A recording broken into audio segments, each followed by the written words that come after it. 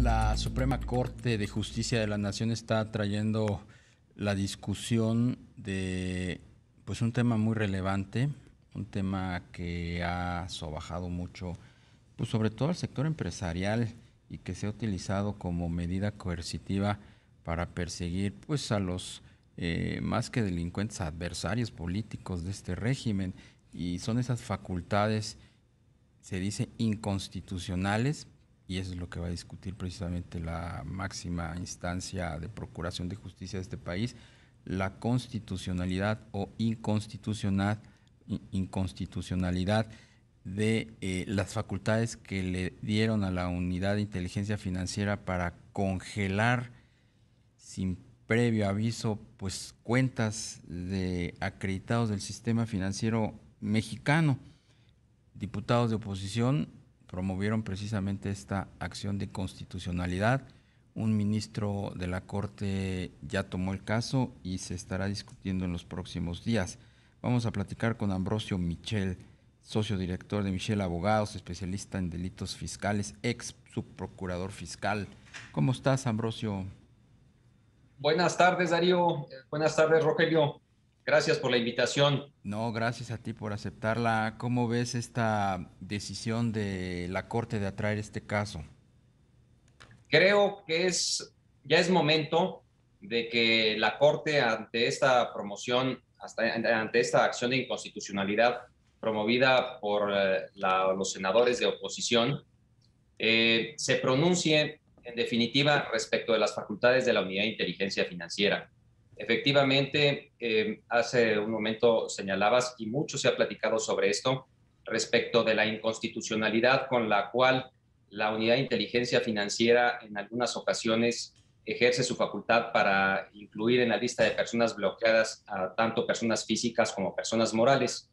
Sobre esto, la Suprema Corte ya se ha pronunciado. La segunda sala de la Corte estableció criterio definitivo en jurisprudencia, en la que determinó que, teniendo en cuenta que la Unidad de Inteligencia Financiera actuaba fuera de un procedimiento administrativo o jurisdiccional, solamente procedía que incluyera en este listado de personas bloqueadas cuando así lo solicitaran un organismo internacional o una autoridad o un gobierno extranjero en base a un principio de reciprocidad y bilateralidad con el Estado mexicano, más no así cuando el bloqueo obedeciera a una investigación propia de la Unidad de Inteligencia Financiera.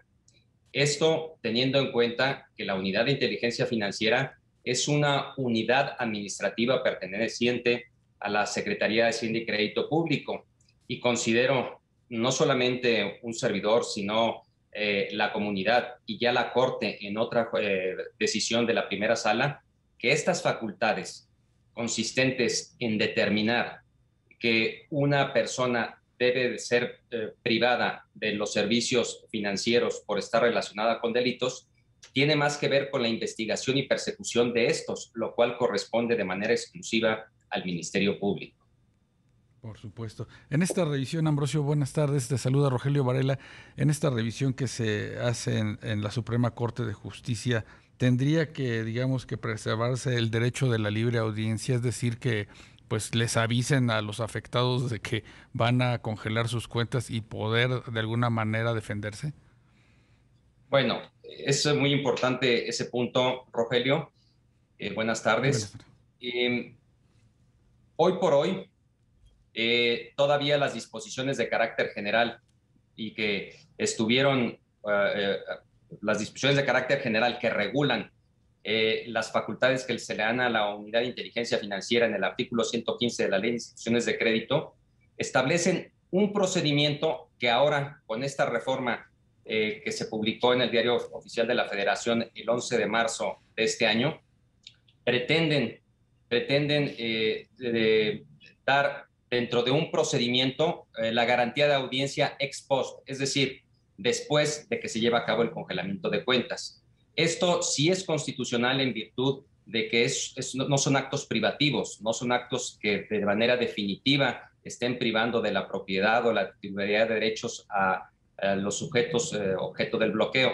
sobre esto ya se ha pronunciado la Corte. En este caso, como son actos de molestia por no ser actos definitivos, sí procede que la garantía de audiencia se ejerza ex post de la notificación. Aquí el punto está en que la notificación dentro de este procedimiento que ahora está en ley se realiza por una institución de crédito y no por la unidad de inteligencia financiera, y es en parte de lo que se duele en esta acción de inconstitucionalidad por parte de los senadores de la oposición. Sin embargo, el punto a dilucidar, el más importante, no es la garantía de audiencia, porque, repito, estamos ante actos que no son privativos, no son definitivos, son temporales, son actos de molestia. El punto en concreto, o dos puntos en concreto, son la unidad de inteligencia financiera como una unidad de la Secretaría de Hacienda y Crédito Público tiene las facultades para determinar que una conducta de un cuentaviente constituye o puede estar relacionada con un delito. Creo que esto es parte de la función exclusiva del Ministerio Público contenida en el artículo 21 constitucional, en base al cual única y exclusivamente el Ministerio Público, puede llevar a cabo estas funciones relacionadas con investigar delitos. Lo que debiera suceder, lo que mandaría la lógica, la experiencia y un régimen constitucional de derecho, es que ante la posibilidad de que un cuentaviente se le detecten operaciones sospechosas, al considerar la Secretaría de Hacienda por conducto de la UIF que se están cometiendo algunos delitos, proceder a presentar la denuncia ante el Ministerio Público a que se refiere el artículo 400 bis que tipifica el delito de lavado de dinero, y ya dentro de esta carpeta de investigación iniciada con motivo de la denuncia de la Unidad de Inteligencia Financiera, solicitar al Ministerio Público que ahí sí, con función investigadora y persecutora de los delitos, solicite el aseguramiento de las cuentas de aquellas personas que se consideren que estén incurriendo en delitos con el control judicial correspondiente. Es como una vía fast track esta la que se tiene facultada la UIF, ¿no? De congelar en el momento, por muchas veces algunos otros tipos de intereses, por las cuentas de los acreditados cuando sospechan que están pues haciendo mal uso o están teniendo pues recursos de procedencia ilícita, ¿no? Definitivamente, hay casos que sí se justifican, por ejemplo, los relacionados con las empresas que aparecen listadas en el artículo 69b del Código Fiscal de la Federación, aquellas empresas fantasmas que simulan operaciones. Sin embargo, creo que es muy cuestionable el realizar, como se dice en el argot jurídico, escopetazos, y con esto congelar indiscriminadamente cuentas a muchos cuentavientes y posteriormente averiguar si hay delito o no hay delito. Como diría el viejo dicho mexicano, primero mato y luego virigo. Y con este tema de las empresas fantasma que pues se ha puesto mucho en énfasis, Ambrosio, ¿hay digamos que un dato relevante de congelamiento de cuentas? Sí, creo que es importante. Hay una inmensidad de casos que por supuesto que sí se justifican la inmovilización inmediata, por ejemplo, en aquellos casos, primero, por supuesto, que son ordenados por autoridades extranjeras. Segundo, casos manifiestos en los que puede haber una urgencia para evitar la disposición de los recursos. Pero en muchos casos, desafortunadamente, tanto en delitos fiscales como delitos propiamente de lavado de dinero, creo que no se cuenta con los elementos suficientes para poder determinar que una persona está actuando, está incurriendo en algún delito. Por eso es importante que esto se sujete no solamente a un procedimiento administrativo en ley, sino a un procedimiento administrativo llevado por una autoridad competente como es el Ministerio Público. Finalmente, ¿ves posibilidades de que se le supriman esas facultades a la UIF? Porque pues los argumentos que has esgrimido hasta este momento son contundentes, Ambrosio.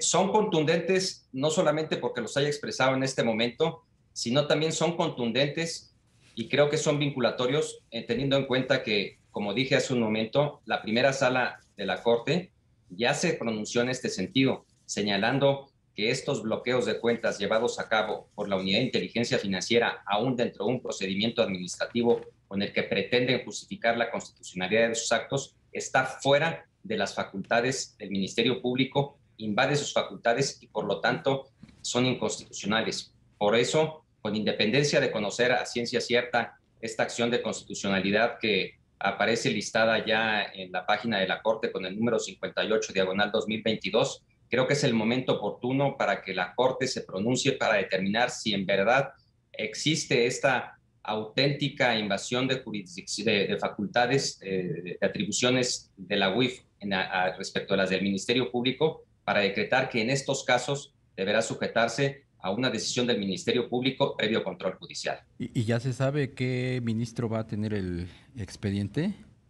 No, desconozco esto todavía, pero creo que en las próximas, conforme avance el tiempo y los procedimientos, tendremos conocimiento de quién será el ministro ponente. Bien, pues estaremos muy pendientes. Por lo pronto, un gusto saludarte. Ambrosio Michel, socio director de Michel Abogados, especialista en delitos fiscales, ex subprocurador fiscal. Que pases buena tarde. Gracias.